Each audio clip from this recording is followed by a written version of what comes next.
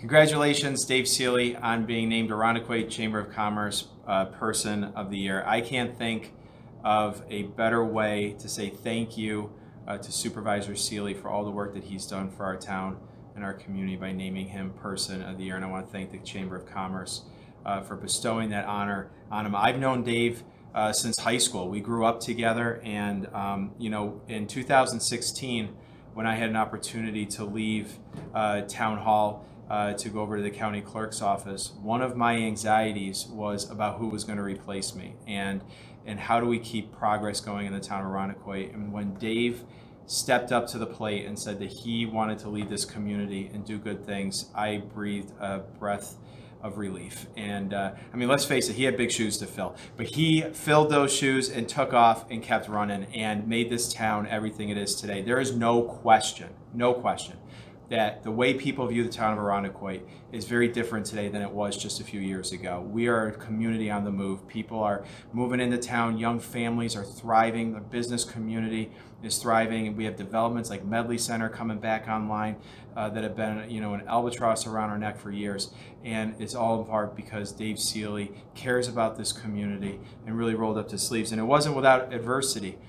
Just right off the bat when the DPW garage fire happened, taking that as an opportunity to rethink about the town hall campus, rethink about how we view the town center, and then, to build a facility the way he did that's now utilized for not just the DPW work that all those great men and women do, but also food distributions, COVID-19 testing sites. It's just the vision to think about how we can rethink about this town and the services that it provides is really just remarkable. So the town could not have been in better hands with Dave. We wish him all the best of luck in his future endeavors, whatever they are. And again, thank you to all the members of the Irondequoit Chamber of Commerce for honoring Dave in this way. And I want to thank Dave Seeley from the bottom of my heart as a fellow Irondequoit resident, a lifer in this community. Thank you for your years of service for us and everything you've done to make Irondequoit all that it is today.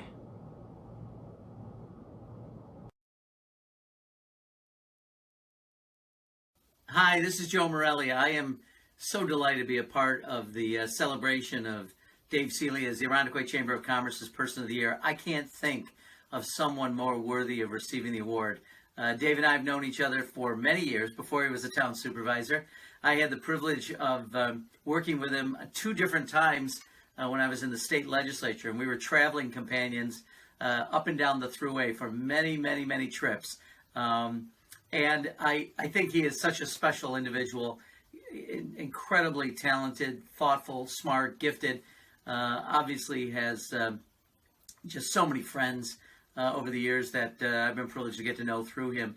I am glad, however, that people didn't actually give him the physical keys to Town Hall. You might have been locked out forever, because I also don't know of anyone who has lost more keys, car keys, apartment keys, or forgotten their briefcase in more places than Dave Seeley.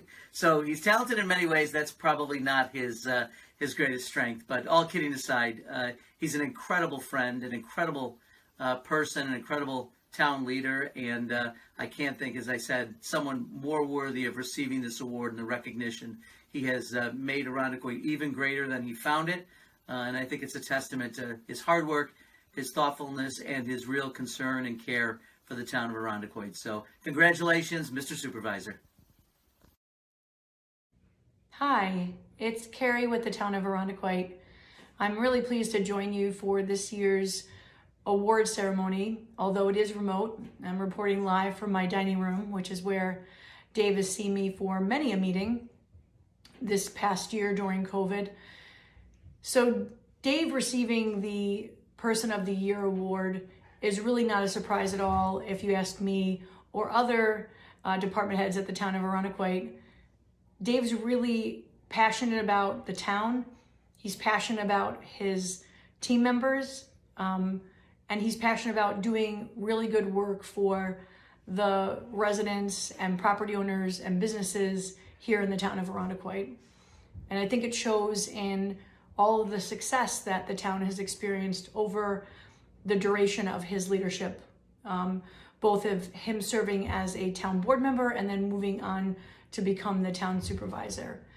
And so it's been a really great honor to work with Dave on a variety of projects and a variety of programs.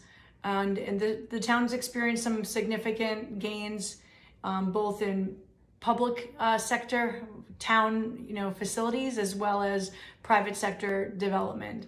And it's really been an exciting thing to be a part of. So congratulations to Dave and to all of the award recipients at this year's event. We look forward to great things to come. Thanks. Well, David, your mother and I are quite honored to know that you are the Person of the Year, and it's no great surprise to us. I think you've been kind of the Person of the Year for a long, long time in our eyes, along with our other children. I think it's not a surprise that you've landed where you are, David. We can go back a long, long way and come up with characteristics that you have used in your leadership role that have gotten you the accolade that you are receiving today. I think your mother and I think back the first time, being a leader, you have to have the ability to want to be out front.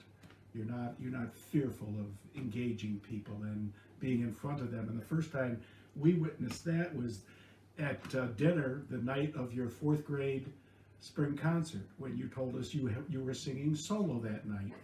And we kind of just looked at each other. We'd heard you humming and singing, but we did not think you were going to be a soloist. And that night, in front of a packed crowd at Irondequoit, you belted out from a distance, and your mother and I were in awe of what you did. But it certainly didn't stop there. I mean, your ability to be with friends and to lead friends, we saw it going right up through junior high, through some very difficult situations in junior high, and then the high school. And I think, again, the ability and the wanting to be out in front kind of manifested itself one night when you informed us at dinner that you weren't going out for basketball that year. He was slotted to play on the varsity, that he was going to try out for a role in The King and I. Well, the thought of not playing basketball was a shock to us, but to get the thought of him again trying out for the musical, which at Irondequoit High School is a huge thing. I mean, we were just flabbergasted, but so we thought, okay, he'll be a member of the chorus, or he'll have some. He comes home and he had landed the lead role in The King and I. He was the king, and he proceeded to turn that role into just one of the most enticing events of our lives. And he did a great job, but again, the role of that king, he goes from this cantankerous leader to becoming this benevolent leader, all in 3 hours' time. And it was quite, again, to put himself out in front like that, though, to us was remarkable. And he followed it up the following year by trying out for West Side Story. And he landed the role of Riff, and the role of Riff is the leader of the Jets. So David, in his dramatic roles, I guess, was practicing all along to become a leader. And that is, again, how he presented himself. But I think the ultimate was at graduation, we're in front of a packed house at the Eastman Theater. He got up and sang, "This is the Moment."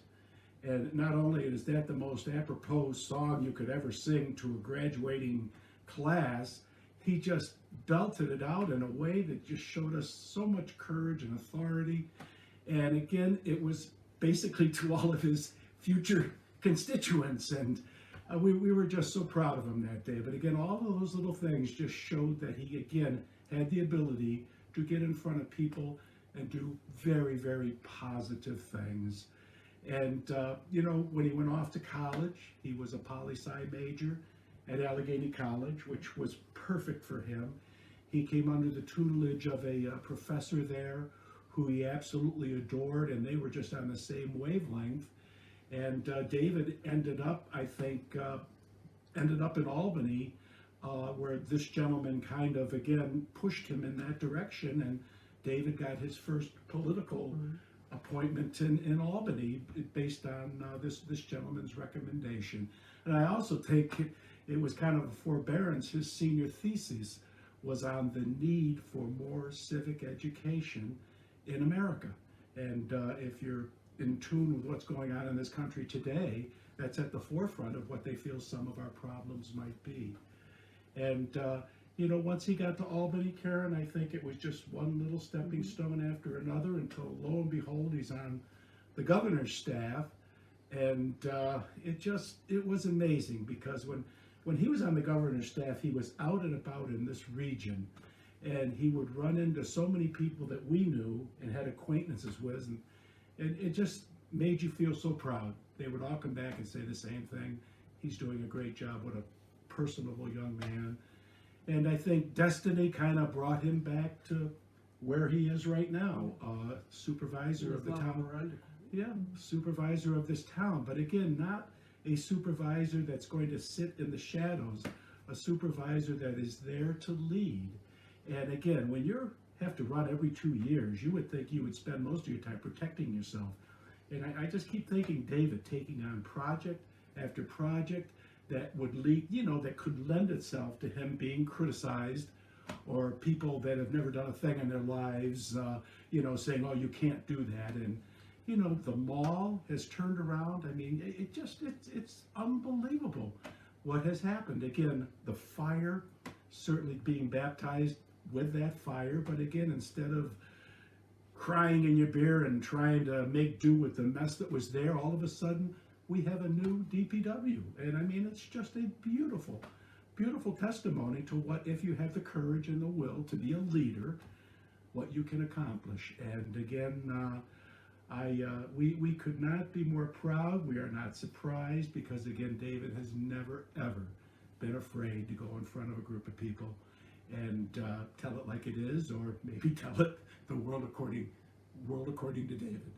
And David, your mother and I were about as proud as we could be of all of your accomplishments, and we can't wait to see what the next chapter is. But right now, we just want to congratulate you on being the gentle person of the year, and way to go, David. We're not surprised. Congratulations, David. With me today is our 2020 Chamber Person of the Year Supervisor, Dave Seeley. He was sworn in April of 2016 and subsequently was reelected in 2017 and 19. Dave has led us through many challenges and triumphs over his 5 years in office. Right off the bat, right after he was sworn in, just about, there was that devastating fire with the Department of Public Works building where we lost the building and a lot of vital equipment. And then, of course, years later, he has built a beautiful new facility at a different location, which we can be really proud of.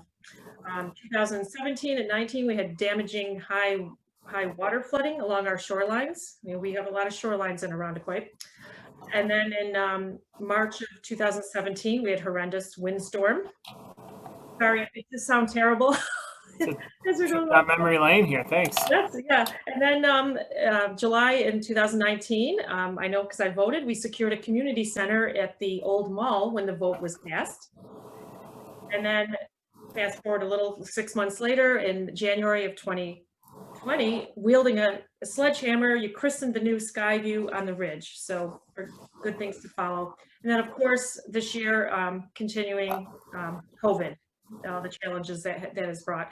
And of course, there's been tons of new development around the town on the Ridge and Culver. There's more in the works that he's got going on. So Dave is a hometown boy graduating from Irondequoit High School in 1999, 18 years after I did, which is scary. It's my 40th. One of us is aging better than the other. So anyway, tell us about the road that led you to becoming our town supervisor. Like, I know you have a master's degree in public administration and your entire career has been in different support roles in government. So tell us a little bit about that. Sure, and thanks for the opportunity to talk. And I always enjoy my time with the chamber. I'm the son of two public school teachers, so public service is a value that was instilled in me in an early age. And, when I got out of college, and I was a political science major, I never really was into politics, but I decided to major in political science, I think because at the time I was thinking about becoming a lawyer. But, right out of college, I took a job working in Albany for the state assembly and their central staff, and enjoyed it. I enjoyed the institutions of government. I had a lot of respect for, the democratic process, the legislative process, and, decided, I think public service was really something I wanted to make a career out of. Eventually that brought me back home to Rochester about almost 15 years ago. I've worked in a number of roles before being supervisor. I was a senior staff member to then Assembly Majority Leader Joe Morelli, and I managed his legislative program, traveled with him back and forth to Albany. When the governor was first elected back in 2011, I took a job as his regional point person for much of upstate New York and got to work with a number of initiatives for him, which was exciting just because he was really getting his start as governor and creating a lot of new initiatives, a lot of which are still around today. So that instilled in me those experiences, just an understanding of how government works, how you can drive accomplishments, how you can build relationships, partnerships, really to forge a common vision. In 2014, I was still working in the assembly, but had the opportunity to run for town council, which, as you know, is a part-time job. I ran with then supervisor candidate Adam Bello, who's become ultimately supervisor, then county clerk, and now our county executive, but became a town board member when then Supervisor Bello, and it was really great to be able to work with Adam on a number of things as he started his initiative, which I really think was the time when we started turning a corner in this town, starting with the mall and all the things we did to end ourselves of that horrible relationship with the previous owner. But just giving the town new momentum. And when Adam was appointed to the county clerk, I made a decision that I want to make being a town official my full-time job. Certainly my love for Irondequoit drove that decision. It was challenging because I really liked the current position I was in. I was working for Joe. I was getting to do really great things in the assembly, work with him on a number of statewide policy issues, and it's challenging leaving a job that you like. But so I was a little ambivalent. I knew I wanted to do it, but knew I was going to miss my old gig. But really, right from when I started, in the first week I was here at Town Hall, I loved it from the start. I loved being able to come to work every day to help the town I grew up in, the town I love, the town I hopefully will die in, I've started my family in. I've also just had this great thrill of being able to work with a staff of about 220 people. If you add the part-timers, it's about 400 people with their job, just like me. They value public service and serving their community, and the sum of all those parts translate into a town government that what we've hoped is provides a product that people can be proud of, but also delivers a sound return on your tax dollars. And certainly your love of the job has certainly evidenced by the progress we've made with a lot of things. What would you say was the most challenging event you've ever had to face during your tenure thus far? Ooh. On a broad sense, dealing with the mall, I would say that's something I knew we were going to have to deal with and still are dealing with.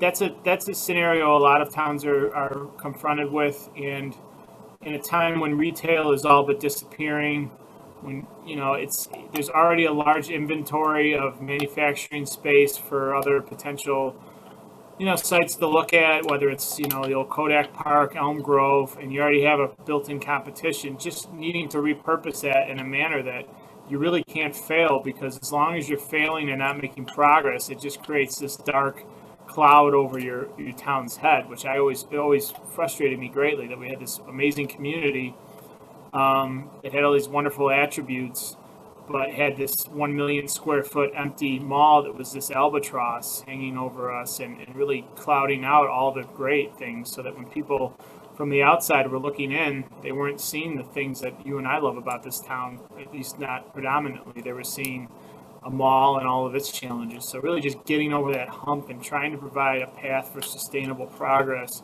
has been very challenging. And, we've been working at it every day for 5 years now, and we've made accomplishments, but we still have more than half of the mall to fill, and it continues to be a challenge. We want momentum that's sustainable, and I think we have that. But that's a big problem to confront, and not one that has a silver bullet to answer the call. As far as the unexpected, you mentioned we have had a lot of challenges, whether it's been COVID, the windstorm, the flooding. I will say that the fire, and sometimes when I describe my tenure, it's like describing a book of the Old Testament, just all the different biblical things happening. I used to tell my wife I'm amazed I got reelected because it just seemed to be so unlucky for the town. But, that fire really was a huge challenge. Mainly when it happened right in the heart of winter. If it happened in the summer, it might have not have been as much of a cause for concern. It still would have been bad, but we have an obligation to maintain our infrastructure during the winter. So right from the start, myself and my highway commissioner Bob Kiley were thinking, how are we going to be able to plow the roads if it snows tomorrow? And then we kind of worked our way. We kind of had a 3-hour, 3-day, 3-week, 3-month, 3-year strategy. I don't know where the 3 came from, but Bob and I worked to just get us a plan out of that hole. And, about less than 3 years after the fire, we were in what really is the best highway facility, and it's the best one I've ever seen of any level of government. And have people at the state come in that want to commandeer it. They already have somewhat for some of the COVID activities, but just to be able to emerge from those ashes to have something we can be proud of and better serves the town, that was a big challenge, and one I'm happy we were able to come out stronger from. Yeah, I love getting that off of that exit and seeing that building. It's really, really wonderful. So what achievement in the office are you most proud of personally that really, Well, it's not one particular thing. I think that one thing I've always said, and it gets back to my earlier point, but, for so long here in Irondequoit, we were kind of letting external forces tell our story and create the narrative for our town. And now I really think the people of Irondequoit have kind of taken control of their own destiny and are telling their own story. And that's on a number of things, whether it's the mall, whether it's the development taking place, whether it's the sustainable energy initiatives we have going on, whether it's just the overall image that we're projecting out to the rest of the greater Rochester community. We have accomplishments, and I say when Irondequoit succeeds, we all succeed. So whether it's something that people point to as an accomplishment of my administration, that's an accomplishment that we all share. And if a school district succeeds, it lifts us all up. I think just allowing us to really have control over that narrative, I think, is so essential. And really, you've seen it. We've become one of the most popular hotspots for the home buyers market. I said, several years ago, when our goal should be, if you're a young family looking to start your family and buy your first house, you want Irondequoit to be the community at the top of your list, because people nowadays are picking communities before they pick a house. So if you're someone looking to buy your first house, I want you to say, oh yeah, Irondequoit's where I want to be. And I think for a number of reasons, but that's really, I think, the narrative we've tried to tell, and make Irondequoit appear to the outside world as a place that's up and coming and making progress, and not just progress that's manufactured and kind of, is a smoke and mirrors and isn't really, you can't see tangibly. You can see tangibly the progress we're making in Irondequoit, really at every corner of town, and that's good for our whole community in the long run. Yeah, for sure. What do you think surprised you most about the job? Was there something you didn't know that was in the job description, like you had to water all the plants in the town hall or something like that? That was your job? Well, you say most proudest accomplishment. There's 4 plants 4 windows in my office, 4 plants that were there when I started almost 5 years ago, and they're all still living and very healthy. So that's an accomplishment as well. So I have watered plants. Before becoming supervisor, I had worked at all levels of government. I had worked in senior roles. I'd been mixed in pretty important, initiatives, whether it was state budget talks, negotiations, having to answer directly to the governor. So I come in thinking, well, I have complete control over this. I'll be able to grasp this. When you've never managed a staff, and I had provided oversight for people, when all of a sudden you're thrust into managing an organization of 200 full-time workers, it's a big organization. It's a $39 million budget, and you have to understand how organizations work and how they can succeed and what they need to succeed and how you can breed culture that's positive and going to have good outcomes. And one thing I've really worked at and tried to become better at and more knowledgeable at is how can I be a better manager of an organization. There's things I can do external to the organization, but I need to have that organization functioning well in order to accomplish the goals that we set out. If I'm going to challenge the organization, we need to make sure that we have the pieces in place to ensure that that organization can rise to those challenges. So I'm happy. I think the culture here is good, notwithstanding some challenges. There's always challenges in any organization, but I think we've bred a culture here that is positive. It's a place now where people want to come to work to maybe build a career, to advance their skills. But that was really one thing that surprised me. That I always say one of the best things that you can be conscious of is knowing what you don't know, and understanding what you don't know and what you need to better yourself at, or rely on other people for. And that was one thing it took me a little bit to grow into. And I think I'm in a much better place now than when I came in. That's awesome. And I know you've said recently that this has been the best job you've ever had, and quite possibly maybe that you ever will. And that is such an awesome thing to be able to say. Really, yeah. I mean, it's somewhat Norman Rockwell, but how could you not love the opportunity just to work on behalf of the community you were born in? Right? I mean, I say this not from a financial point of view, but Irondequoit's been just very good to my family. My whole family still lives here or works here. We love this community. It's helped us just create friendships and memories that I just feel fortunate. I'm sure there's many other great communities, but I just feel fortunate that fate just had that we were able to be a family here in Irondequoit. So to be able to come every day to work for a town that you really love and feel a sense of gratitude towards, it is fortunate, I think, and I have not taken it for granted. I've never wanted to just go through the motions here, which is why I continuously wanted to challenge, what we do here and try and look to do even more to help the community in the long run. that's great. And are there people you'd like to recognize that were especially instrumental in supporting you as supervisor through all these challenges and trying? Oh, wow. Well, I've always had very good partners on the town board.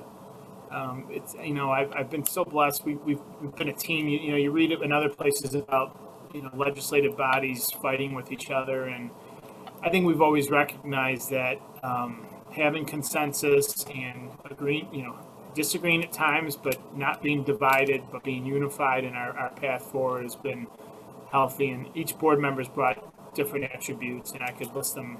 It would take hours to list all those attributes, but we're so blessed to have talented, caring board members here in town. I will say that the staff here is everyone loves their staff, but I've had such a great senior staff here, and all the members of my organization, but particularly my department heads, who, going back to the adage of know what you don't know, it's also recognize what you could not accomplish by yourself. And I've always gone out of my way to try to point out that whatever accomplishments we have as a town are not because of one person; they're because of the sum of the parts. And our department heads are very talented, compassionate public servants, and all of our staff as well. They take their job seriously. They're professional, and just think of the challenges we've had to deal with, just as any other organizations have to deal with. But again, whether it's a highway department that didn't have a highway department facility, or a town hall that couldn't operate because of COVID, they've always risen to the challenge. So I'm very grateful for the staff that we've had here at Town Hall. Okay, well, as a Chamber of Commerce, we thank you for your service and your leadership and your support. And we wish you the best on your future endeavors. Do you have any idea what those might be? No, and everyone just assumed when I announced I wasn't running, I had something that was lined up for it. No, it's the announcing it this early in the year is just more of a practical matter because the political process starts really at the beginning of the year now. So it was obligated really to make that decision. So I have a year to figure it out. I've said I want to do something that continues to serve the community in some way. I love public service. I value that. I think there's a lot of terrific things happening in the greater Rochester area.